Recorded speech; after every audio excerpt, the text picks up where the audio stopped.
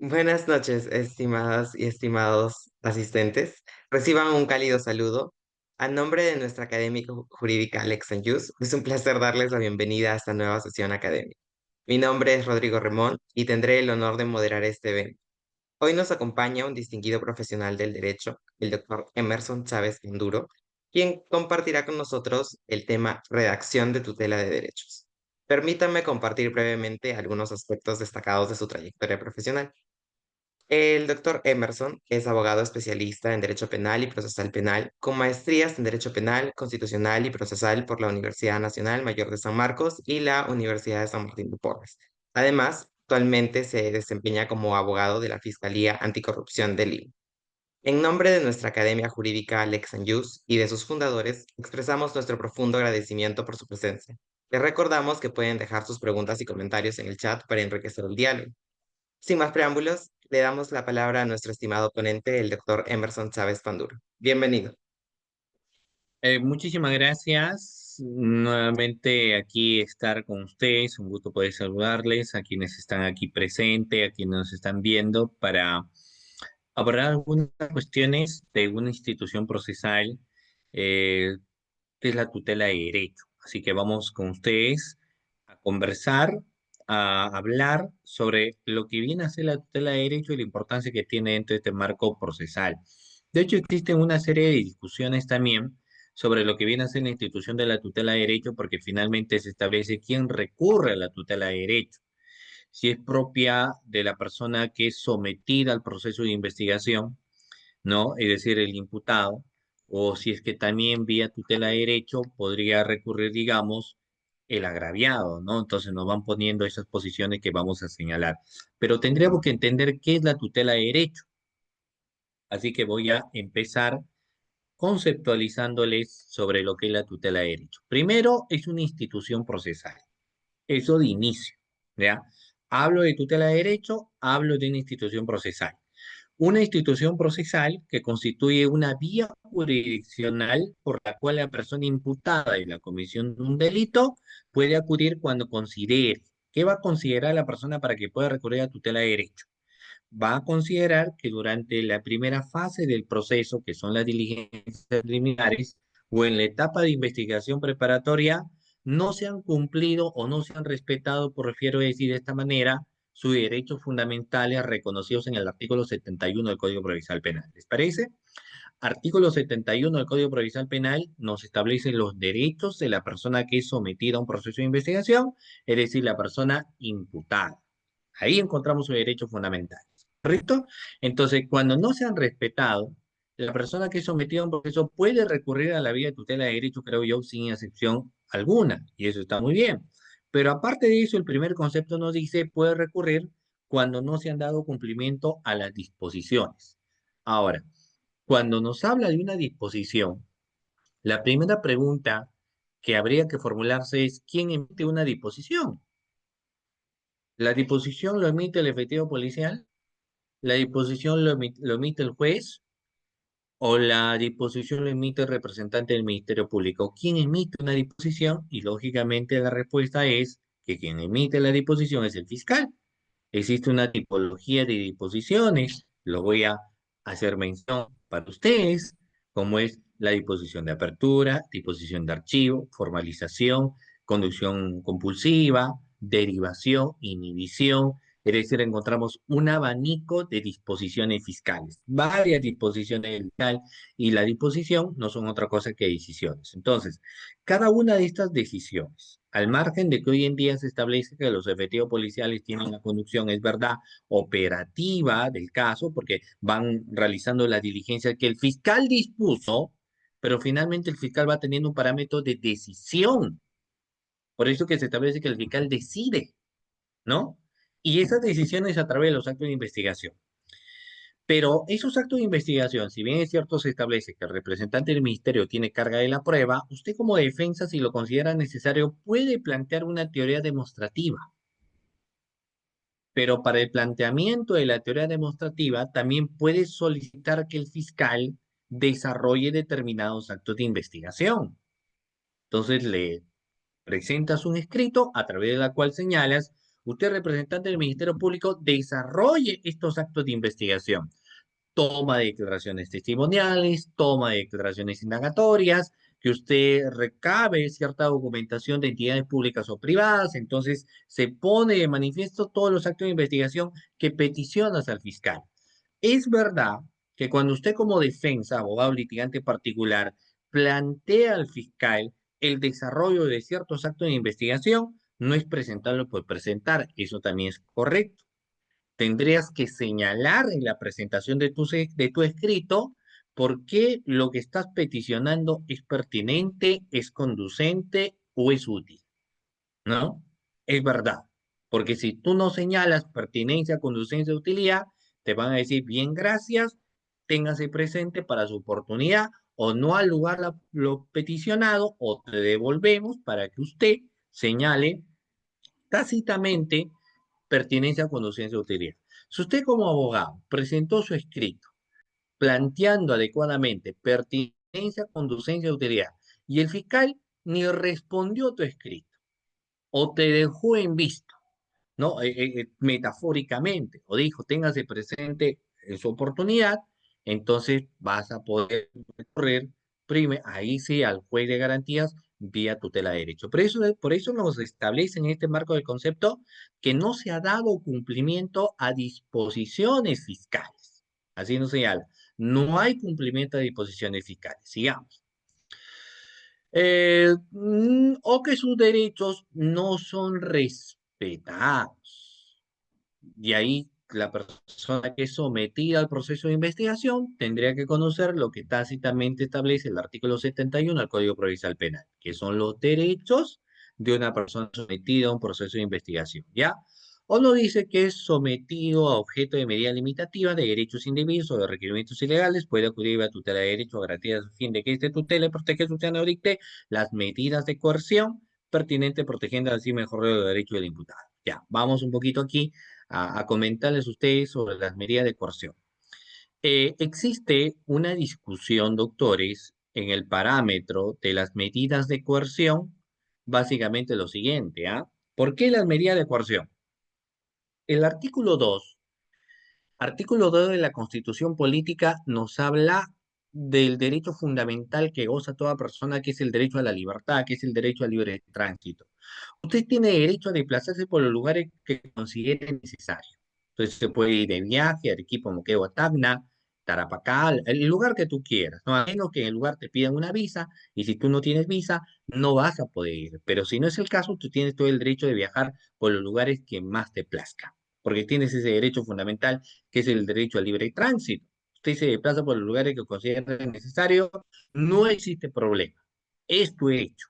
Y los derechos están para respetarse. No están para suplicarse. Si es un derecho, recuerda tu derecho, señor. ¿Cierto? Bueno, entonces, tienes ese derecho al libre tránsito. La situación cambia también, que se cuando la persona ya termina siendo sometida a un proceso de investigación, porque ya no tienes la misma libertad que tenías antes. Ahora tienes una serie de obligaciones que se tienen que cumplir. Tienes una serie de prerrogativas que se tienen que dar, se tienen que respetar otras cosas más. Por eso es que yo les planteaba, ¿no? O en ese caso en particular, que ya vamos hablando, doctor, de las ordenanzas de otras situaciones más. Por eso es que existe un marco, ciertos doctores, de mucha diferenciación entre lo que vienen a ser, pues, ciertos derechos que la persona finalmente goza o que finalmente la persona tiene, ¿ya? Pero bueno, entonces se veía ese panorama. Cuando existen las medidas de coerción por parte del fiscal, toda medida de coerción se tiene que fundamentar. Por ejemplo, la prisión preventiva hay que fundamentar, la comparecencia por restricciones hay que fundamentar, el impedimento de salida del país hay que fundamentar. Toda medida de coerción se tiene que fundamentar, se tiene que analizar, se tiene que plantear. Toda medida de coerción. No puede existir alguna medida de coerción superflua, ambigua, no. Toda medida de coerción se tiene que sustentar adecuadamente. Entonces, si por ejemplo se requiere una prisión preventiva al juez sin que ésta no se cumplan los presupuestos materiales, pero finalmente se requirió al juez. El juez no se hace problemas ante un requerimiento porque lo que sencillamente va a hacer es programar fecha y hora para que se lleve a cabo la audiencia, se lleva a la audiencia, sustenta el fiscal, no lo hace de forma adecuada, el abogado defensor hace observaciones a dicho requerimiento fiscal, pero no interesa lo que plantea el abogado defensor, igual es declarado fundado. Prisión preventiva, 9 meses, 18 meses o 36 meses. Si se considera, lógicamente, ha sido un requerimiento con falta de motivación, ha sido un requerimiento que no debería haberse dado, ¿no? Se tendría que sustentar el caso también. Nos establece aquí que podrían recurrir vía tutela de derecho. ¿De acuerdo? Muy bien. Ante medidas de coerción también nos establece, mucho cuidado. Somocurso Quiñones, cuando le hablan, doctores de la tutela de derechos, Somocurso Quiñones también dice, voy a dar mi opinión, voy a comentar sobre la tutela de derechos. Y Somocurso Quiñones da un concepto también, doctores, muy a su estilo, de lo que es una tutela de derecho. Somocurso Quiñones dice lo siguiente. La tutela de derecho es un instrumento idóneo para salvaguardar el principio de legalidad y las garantías del imputado y a su vez mitigar las desigualdades entre perseguidor y perseguido. Punto importante, ¿ah? Mira, me dice, principio de legalidad. La pregunta es, ¿y qué es el principio de legalidad? ¿Qué viene a ser el principio de legalidad? Cuando hablamos del principio de legalidad, doctores, vamos a establecer algo bastante interesante. Punto número uno, principio de legalidad. Nos establece que ninguna persona, nadie debería ser procesado, nos dice, yo creo que es muy difícil, ¿no? Si al momento de la comisión de un delito, el hecho que realizó no constituye delito. Si lo que realizó no constituye delito, principio de legalidad, nosotros nos regimos en base a lo que establece la norma, en base a lo que establece el código. Si su conducta procesal no se encuentra dentro de lo que se encuentra establecido el ordenamiento jurídico, dentro de lo que viene a ser el código, es un hecho atípico. Entonces, el fiscal tendría que archivar y si decide formalización de una investigación en ese estadio, el abogado defensor tendría que plantear una excepción de improcedencia de acción, ¿no? Porque el hecho no constituye delito. Entonces, ¿qué nos señala aquí?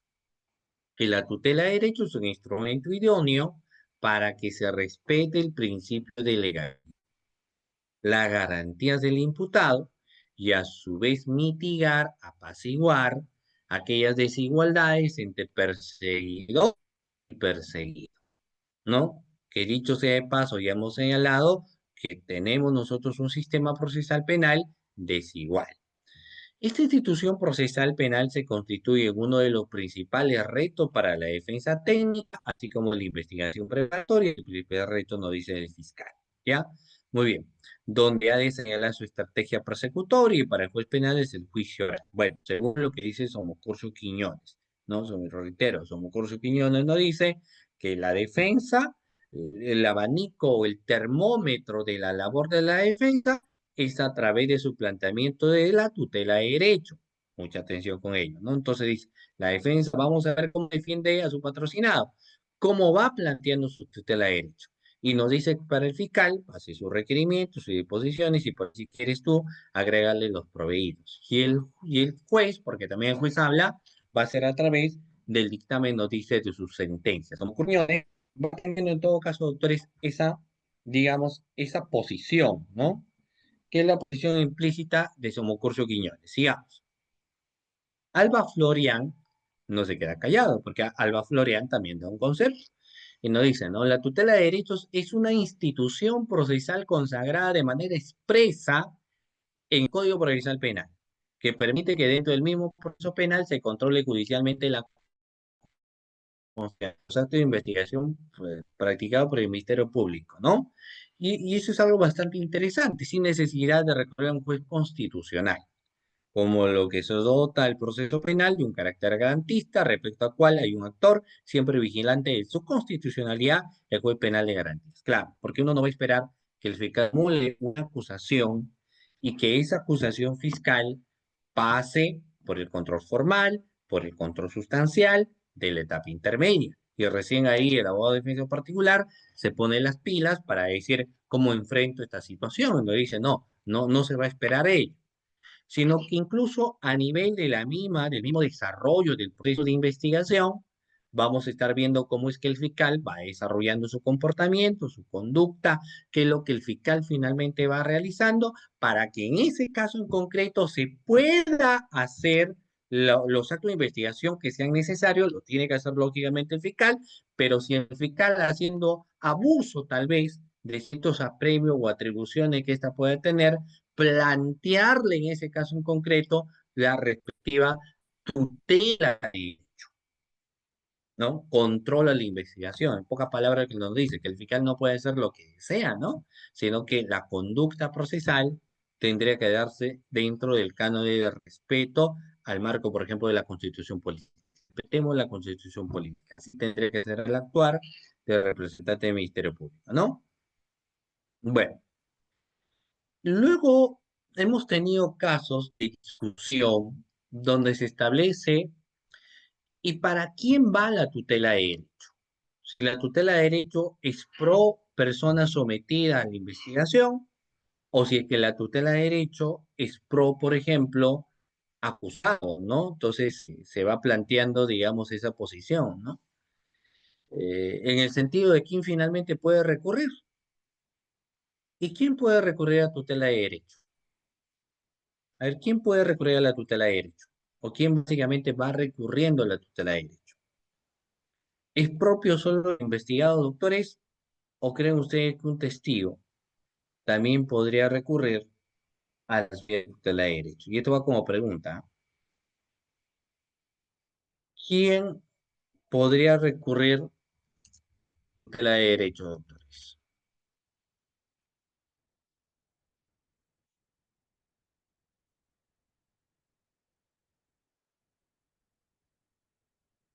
Y eso es algo importante que debemos, como les digo, tener en cuenta, ¿ya? Ok, sigamos acá. Ya, vamos a ver acá que la tutela de derecho, doctor, es exclusividad de la persona investigada. Estén investigando a alguien, no es para el agraviado. Yo sé que el agraviado tiene una serie de derechos también, tiene varios derechos, como son las de leer la carpeta fiscal, la de conferenciar propiamente con el fiscal también, ¿correcto?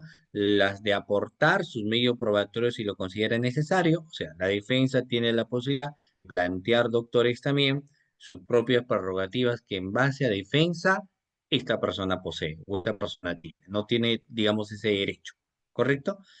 Y estas pueden ser también, doctores, vulneradas, pero fíjense ustedes lo que nos señala es que no es eh, pro investigado o pro agraviado, sino que la tutela de derecho nace en realidad, doctores, para quien es sometida al proceso de investigación. O sea, en pocas palabras, las reglas nos las van poniendo de esa manera, ¿no? Nos guste o no nos guste, pero finalmente son las reglas. ¿Ya?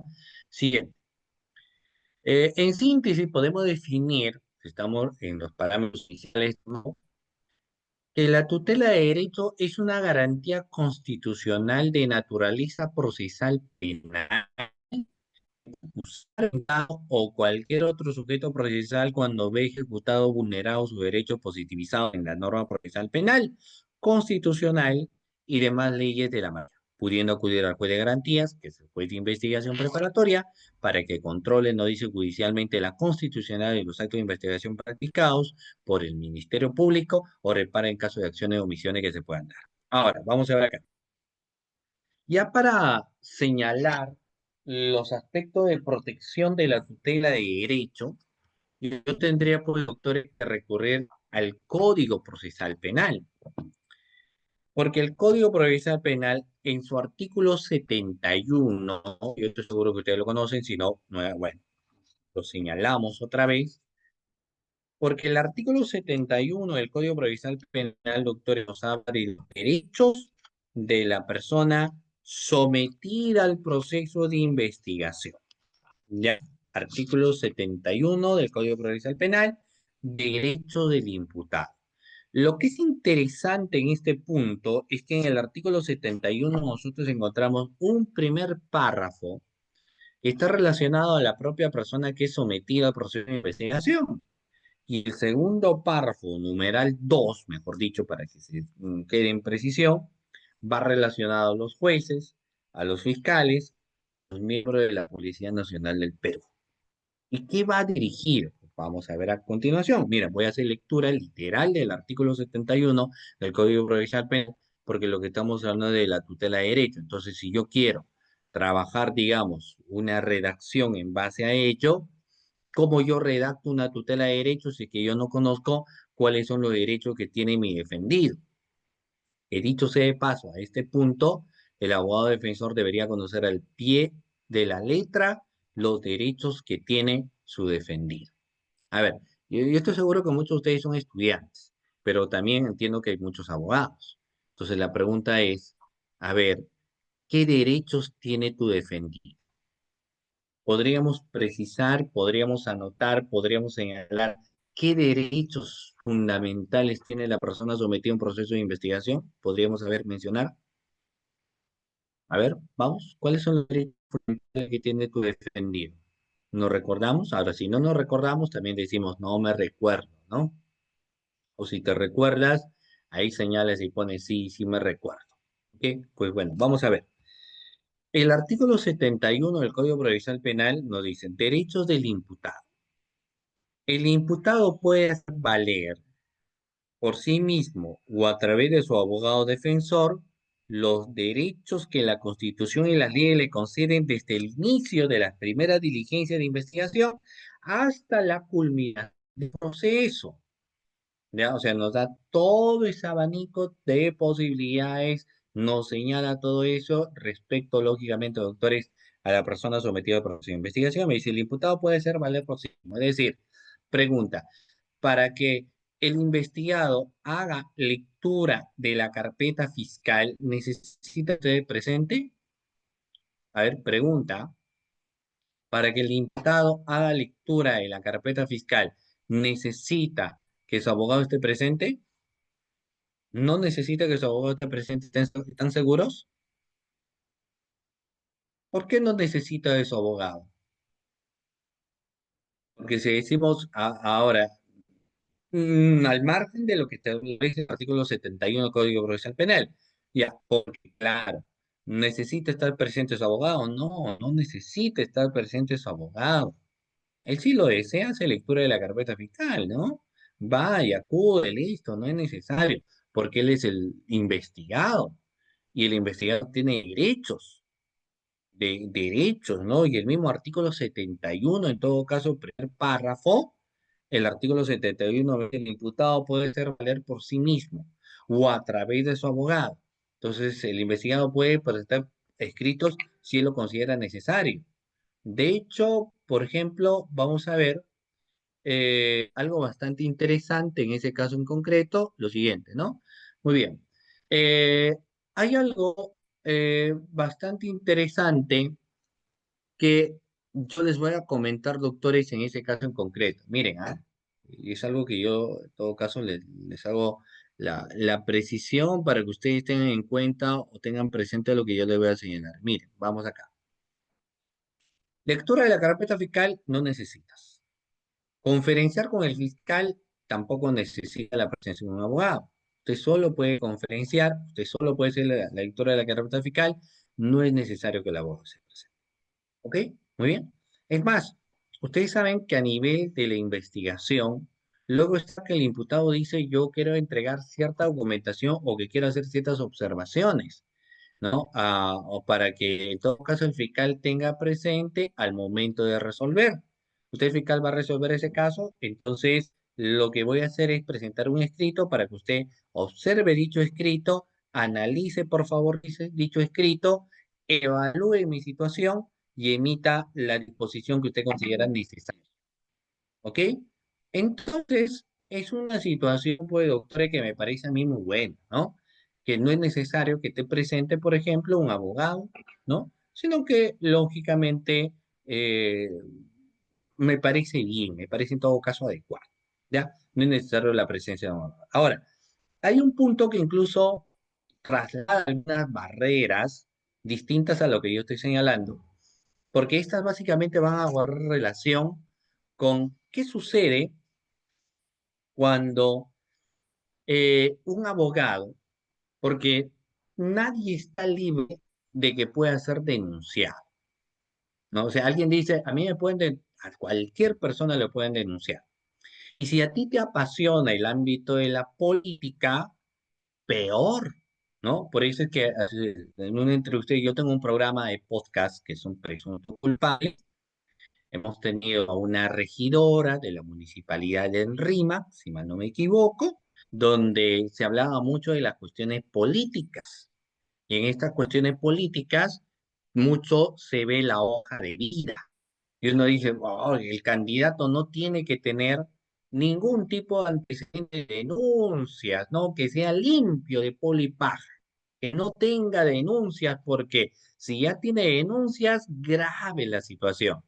Pero eso en política es complicado, porque en política la oposición te va a denunciar hasta porque estás respirando, te va a denunciar hasta porque estás en el Zoom, o te va a denunciar porque estás viendo TikTok, porque levantas temprano, porque sales a la prensa, porque es la oposición.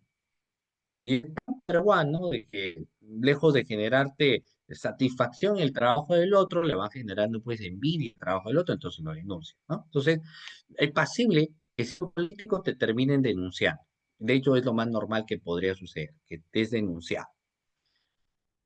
Claro, entonces es algo normal que lo pueden denunciar. Ahora, que tengas una sentencia por delito de corrupción y terminas siendo candidato y es otra cosa. Que tengas una sentencia por cualquier otro delito y vayas postulando ya es otra cosa. Pero mientras que no tengas ningún tipo de sentencia y sigues postulando, creo que todo bien hasta ese punto, ¿ya? Ahora, ¿dónde va el tema?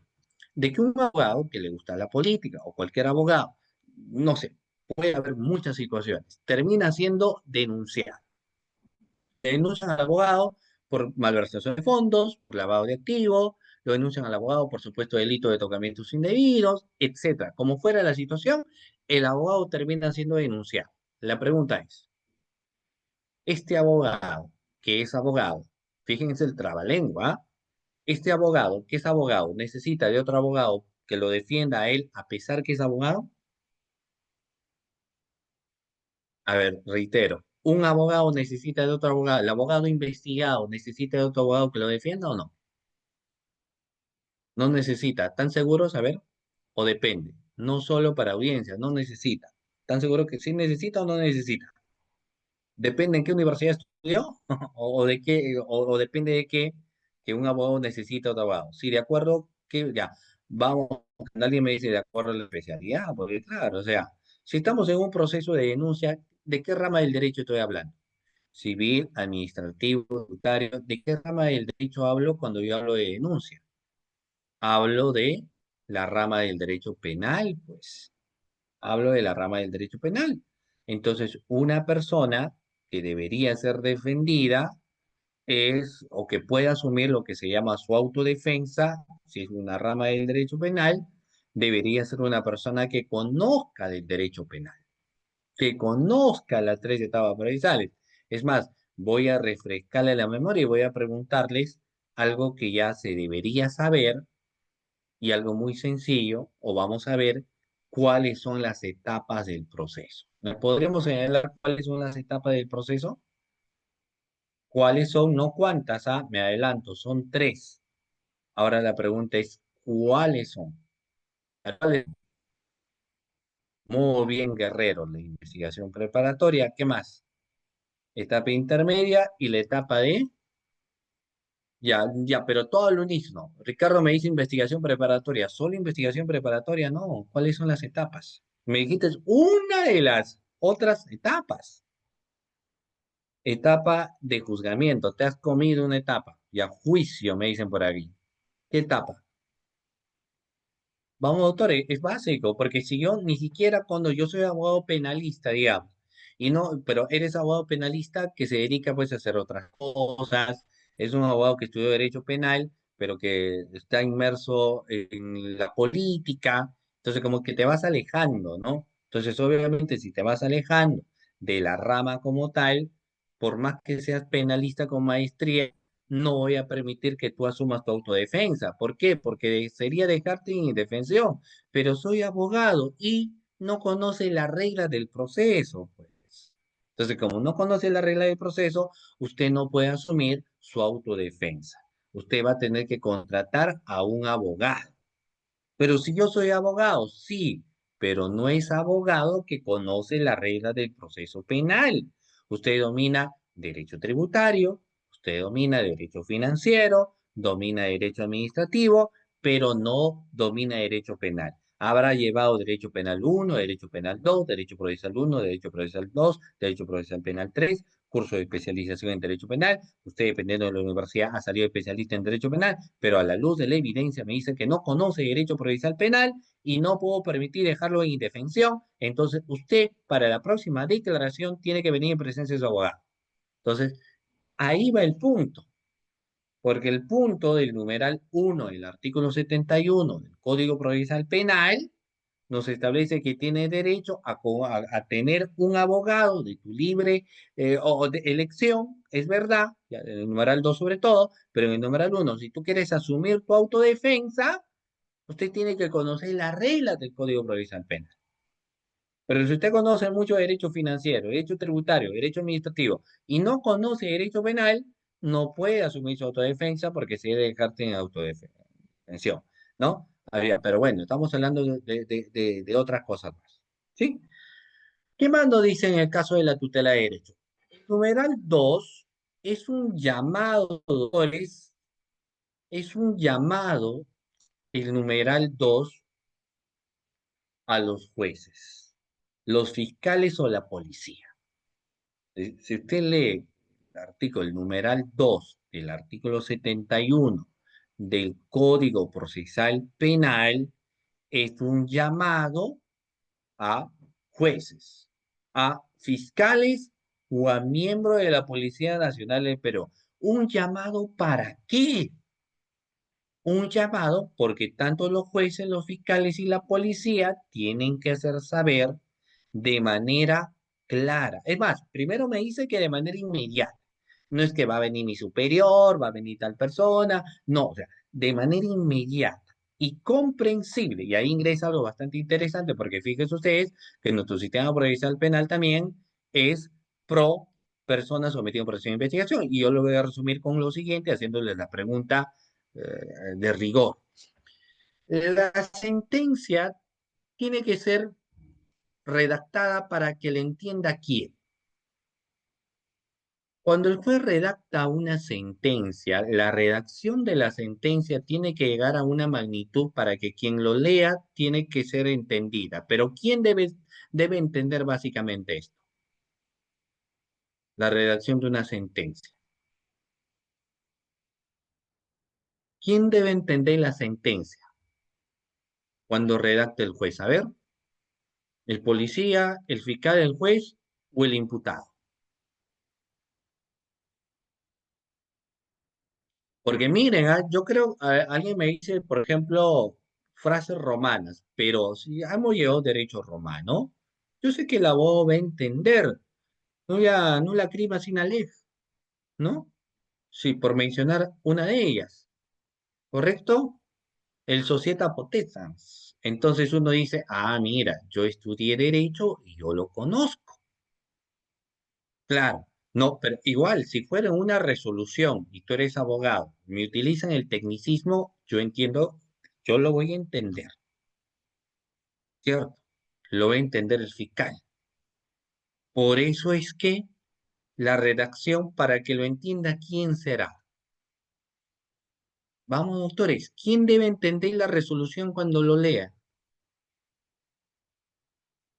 ¿Quién debe entender la resolución y entender por qué lo condenaron? ¿Por qué está absuelto? No es el abogado. No, no necesariamente las partes procesales, lo acabo de señalar, porque si es las partes procesales yo te pongo tecnicismo y seguramente incluso el abogado cuando le pones tecnicismo, que el funcionalismo, que el dualismo, que la infracción del deber, ¿no? Claro, el no apona sin ley, ¿no?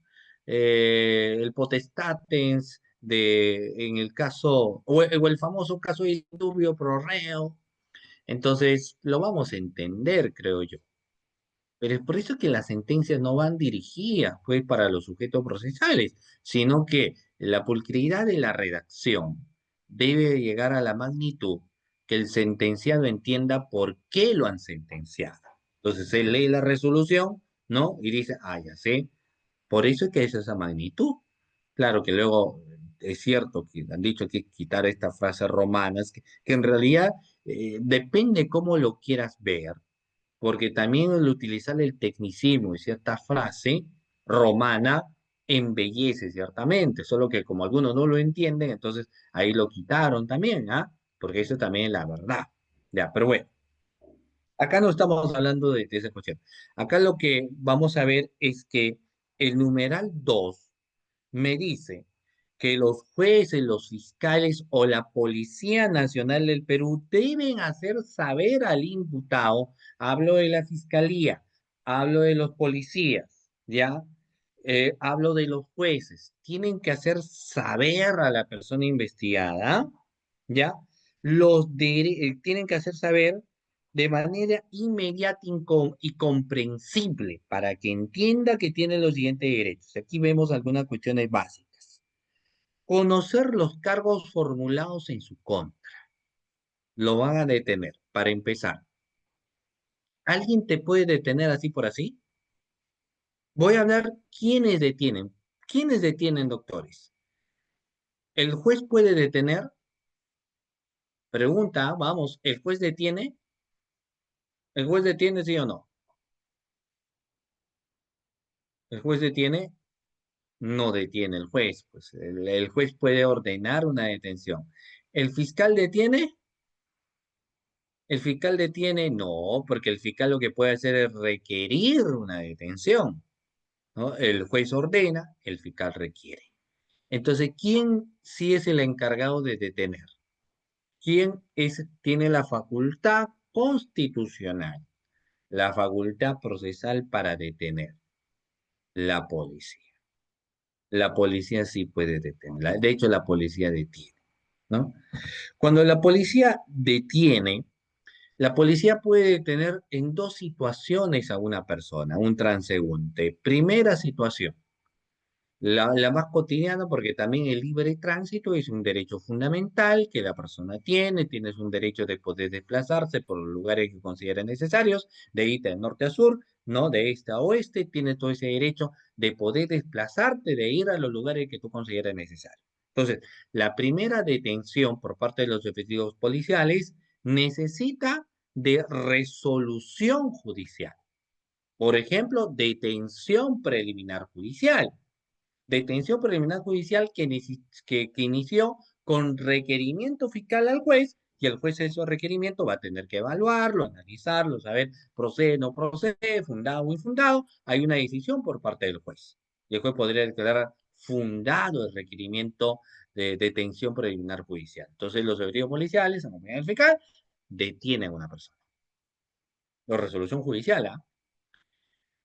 Pero ¿cuándo o en qué situación o en qué circunstancia los efectivos policiales no necesitan de mandato, no manan, como dicen, ¿no? En quechua, me parece. No necesitan de mandato judicial y van a detener a alguien? ¿En qué situación, doctores? No necesitan mandato judicial y van a detener. En situación de fla, claro, muy bien. Situación de flagrancia delictiva, subraya, nota, si no lo sabía. Flagrancia. Y flagrancia significa arder o quemar, no significa con las manos en la masa. Por ahí alguien salió en su momento y dijo, ah, entonces se entiende por las manos en la masa y ya quedó por las manos en la masa. Pero flagrancia proviene de la terminología flagrare. Y flagrare, flagrare, ojo, flagrare significa arder o quemar. El concepto inicial era que se detenía a una persona de forma entonces escandalosa cuando éste estaba cometiendo un hecho delictivo o hecho criminal, y de ahí venía la terminología de flagrancia o flagrare, con las manos en la masa al momento de la comisión del delito. ¿ya? Bueno, ahí sí, los efectivos policiales no necesitan mandato judicial, pero aun ello la situación, no le van a decir, por ejemplo, tú ya sabes, ¿no? Porque te estamos deteniendo, ya te hemos visto. No, podemos estar ante un error de provisión. La persona dice, yo no sabía que eso no estaba permitido, ¿cierto? Entonces, por más que se trate de una situación flagrante como tal, se le tiene que explicar a la persona detenida los motivos por los cuales se está deteniendo. ¿Pero es flagrante delito? Sí, pero lee el numeral 2 del artículo 71 del Código Procesal Penal, donde nos señala que así sea una situación flagrante delito, le tienes que explicar los motivos de su detención. Entonces, lógicamente, en el planteamiento, de escrito, de redacción, de tutela de derecho, tendrá que decir, no se ha respetado este primer numeral. Siguiente. El siguiente lo dejo. Vamos al de aquí. Ser asistido por los actos, en los actos iniciales de investigación por un abogado defensor. Ahora, la gran pregunta es, ¿un abogado defensor de libre elección o la imposición de un abogado? ¿Qué opinan ahí, doctores? La persona sometida al proceso de investigación tiene derecho a un abogado. Yo creo que ahí no hay mucha discusión. Sí necesita un abogado. Pero la pregunta es, ¿qué tipo de abogado necesita? ¿Que le pongan un abogado o un abogado de libre elección? De libre elección, ¿no? Porque van a poner un defensor público. De libre elección. Ahora, ¿qué opinan cuando le ponen un abogado defensor público? ¿Estará bien? Para empezar, yo tendría que saber cuándo finalmente se le designa a una persona un abogado defensor público, ¿no? O sea, cuando se dice, mira, este sí necesita un abogado defensor público, este no, este necesita contratar a sus abogados, o sea, cuando estamos en circunstancias o situaciones donde sí efectivamente se necesita un abogado defensor público. Pues. ¿Cuándo se necesita el abogado defensor público? Cuando una persona investigada no puede, ¿qué no puede la persona? Solventar, ¿qué cosa? Cuando no puede solventar los gastos, los honorarios del abogado. Entonces, no puede solventar los gastos porque los ingresos económicos que él tiene no son suficientes para pagar al estudio jurídico, para poder dar al abogado tal vez más barato, entre comillas, entonces se le va a designar un abogado de defensor público. Pero para quién tiene, no, pues. Entonces, por eso que la imposición de un abogado defensor debería ser de esa naturaleza, ¿no? De oficio. Aunque luego ustedes saben que el abogado defensor público se va teniendo, pero para una serie de otros aspectos, otras situaciones más tarde, ¿ya? Bueno, entonces uno tiene derecho a un abogado sin libre de elección, pero yo le decía que a veces existe cierto panorama que no necesariamente cumple ello, por ejemplo, en la diligencia de allanamiento. ¿Qué sucede en la diligencia de allanamiento? ¿Qué sucede, doctores, en la diligencia de allanamiento? En la diligencia de allanamiento, el fiscal ya no va solo como antes sí concurría, sino que ahora en la diligencia de allanamiento, el fiscal necesariamente ¿con quién va? El fiscal necesariamente va con el abogado con un abogado, pero este abogado no es el abogado de la persona a quien se va a allanar su domicilio o el local, ¿no? Sino que ¿qué abogado es? Un abogado de la defensa pública. Entonces, muchos criticaban porque decían, ¿cómo es posible que el abogado de la defensa pública pueda concurrir? No entiendo, pero así está pues las cosas. El abogado de la defensa pública concurre al lugar, ¿no? Al lugar de los hechos y demás, ahí está el abogado de defensa pública, y bueno, si la persona a quien se está allanando su domicilio necesita contar con un abogado, bueno, tiene también la posibilidad de contar con un abogado si lo considera necesario. Eso también es una realidad. ¿Ya? Bueno. Entonces tiene derecho a ello. ¿Qué más? A abstenerse de declarar. Una pregunta siguiente es, ¿y si la persona imputada se abstiene a declarar, podría ser considerado como una conducta de obstaculización, doctores? A ver qué opinan. Si una persona se abstiene a declarar, ¿podría ser considerado o debería ser considerado como una conducta de obstaculización?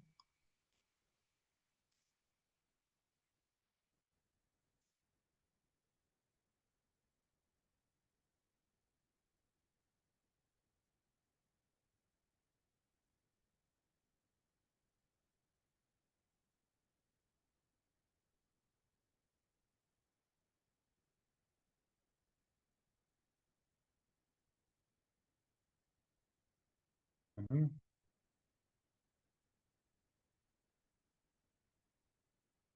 A ver, no, ¿verdad? Claro, por supuesto. Claro, o sea, no puede ser considerado, pues, o sea, si la persona quiere declarar, declara. Y si la persona no quiere declarar, pues bueno, no declara, ¿no? Es un derecho. Pero de ninguna manera yo puedo decir, no, la persona no quiere declarar, como no quiere declarar, es considerada una conducta de obstaculización procesal, ¿no? Tiene derecho de permanecer callado. Técnicamente podríamos decir que tiene derecho a guardar silencio, guardar silencio.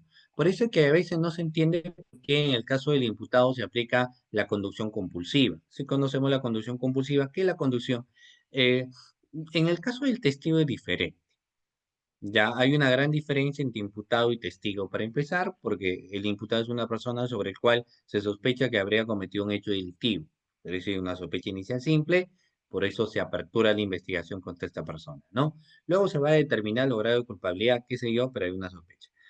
Entonces, ¿tiene obligaciones, tiene derechos? Por supuesto que sí. El artículo 71 del Código Procesal Penal te habla de sus derechos y una de ellas es agarrar silencio. No es necesario, ¿no? Por eso yo decía que a veces traerle de grado o fuerza a un imputado, me parece que incluso no sería necesario, porque si el imputado considera que quiere declarar, quiere aportar declarar, concurre. El imputado no se queda de brazos cruzados, o sea, el imputado concurre, el imputado dice, no, yo voy a rendir mi manifestación, yo voy a declarar, voy a dar mi manifestación, faltaba más, ¿no? El imputado está ahí presente.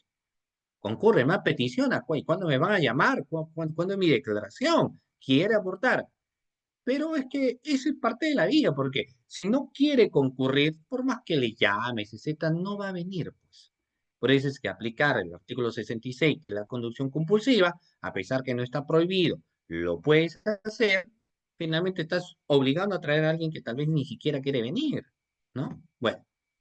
En caso del testigo, existen tres circunstancias en las cuales no puede rendir manifestación. Cuando es un familiar, cuando existe un secreto profesional, o de algunos hechos de los cuales podría surgir tu responsabilidad penal, que en realidad es una aceptación, por lo menos creo yo, 60 o 65 o 70% de que esta persona sí cometió un hecho criminal, ¿no? Por eso dice, yo no quiero declarar, porque si yo declaro, la voy a malograr prácticamente, ¿no? No declaro sobre hechos de los cuales podría surgir mi responsabilidad penal. Pero bueno.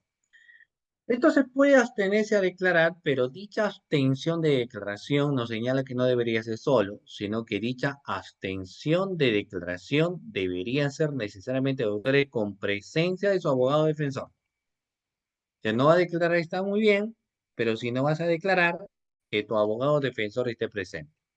Que se encuentre tu abogado defensor. Ya, no discutamos, usted no quiere declarar, su abogado defensor esté presente.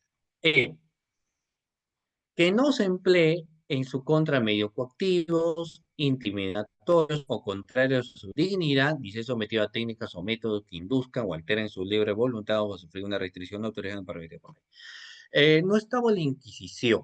Ustedes se recordarán en el tema de la historia de la Inquisición, se les sometía a la horca, a la hoguera, ¿no? Entonces las personas eran torturadas, eran sometidas a tratos inhumanos, crueles y demás, que vulneraban su propia dignidad, obviamente como ser humano, como persona, pero no había mucho que hacer ahí porque lo iban sometiendo de esta persona y lo único que tendrían que hacer o tenían que hacer era aceptar pues lo que los designios de la vida y habían destinado para estas personas. Caso totalmente reprochable, ¿no? Porque no puedes pues, tratar a una persona en esos parámetros de esa magnitud de sometimientos profundos ni nada por el estilo, ¿no? O sea, no hay razón de ser, ¿ya? Entonces se buscaba pues, que no se empleen estos medios y que si hoy en día, por algún motivo, un efectivo policial, un miembro de la fiscalía o alguien trata de hacer abuso, entonces estamos ante la configuración de un delito que es el abuso de autoridad, ¿cierto? Muy bien, Alexia. Tiene derecho a correr silencio y decir, el mudo tampoco se puede auto... ¿Cómo que el mudo no habla? Pues entonces, si el mudo no habla, puede ser sometido como... Un mudo puede ser sometido a un proceso de investigación. ¿Qué opinan? ¿Un mudo, doctores, podría ser sometido a un proceso de investigación? Sí, pues claro. ¿Cómo que un mudo no podría ser sometido? Sí, puede ser sometido a un proceso de investigación. ¿Por qué? porque tal vez es cómplice. Un sordo podría ser sometido a un proceso de investigación. ¿Cómo? Porque el mudo podría ser cómplice, porque el mudo finalmente escucha y el sordo,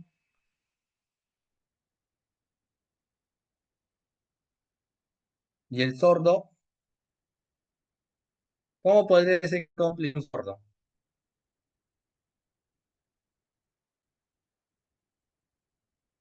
Porque tal vez es sordo, pero sabe leer.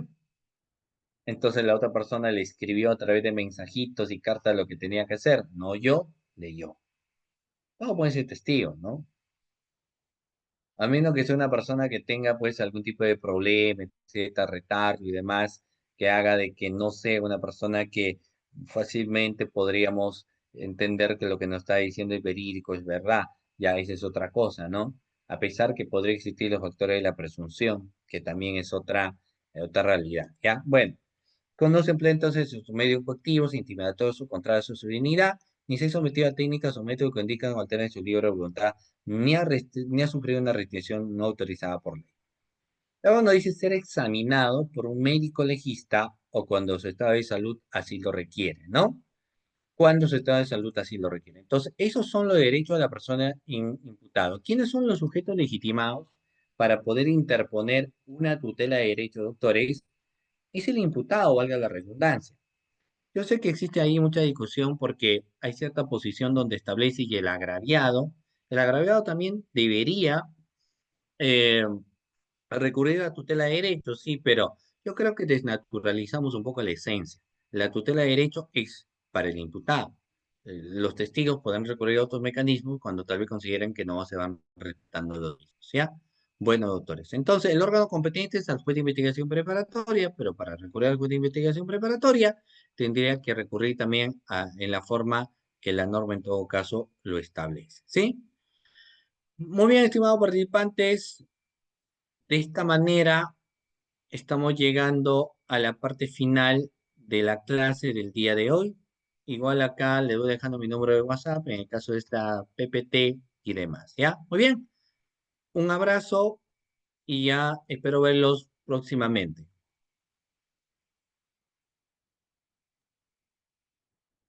Muy bien, hemos llegado al final de esta enriquecedora ponencia. A continuación se brindarán algunas indicaciones posteriores a la exposición del doctor. Se dará inicio a la ronda de preguntas. Tendremos un máximo de 2 minutos para recibir sus consultas a través del chat. También invitaremos al doctor a compartir algunas palabras finales y finalmente se procederá con el agradecimiento oficial y la presentación del certificado de reconocimiento. Antes de continuar, queremos expresar nuestras más sinceras felicitaciones al ponente por su brillante intervención. Nos ha dejado valiosas reflexiones, herramientas y aprendizajes que sin duda fortalecerán nuestra formación. Gracias por compartir su conocimiento con tanta claridad, solvencia y pasión. Ahora procederemos con la ronda de preguntas. Si tienen alguna pregunta, pueden alzar la mano y usar el micrófono o también escribir por el chat.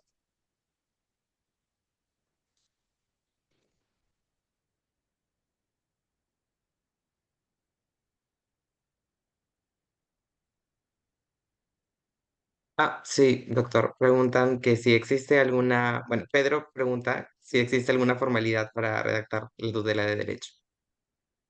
Ya, mire, no es tan complicado.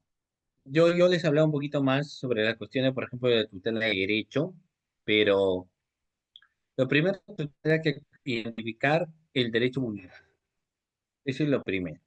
Cuando existe una identificación del derecho vulnerado, tú en tu escrito explicas, comentas cuál ha sido el derecho vulnerado. No le han permitido tener un abogado de su libre elección, ¿no? Ha querido guardar silencio y le han dicho que es una obstaculización procesal, no en una disposición fiscal de apertura, no han señalado con exactitud cuál ha sido la conducta o comportamiento que esta persona habría tenido. O sea, tienes que detallar específicamente esa situación, ¿no? No hay un escrito, digamos, modelo de todo, sino que es plenamente la identificación del delito consumado o cometido. Muchas gracias por su respuesta. ¿Alguna otra pregunta por parte de los asistentes?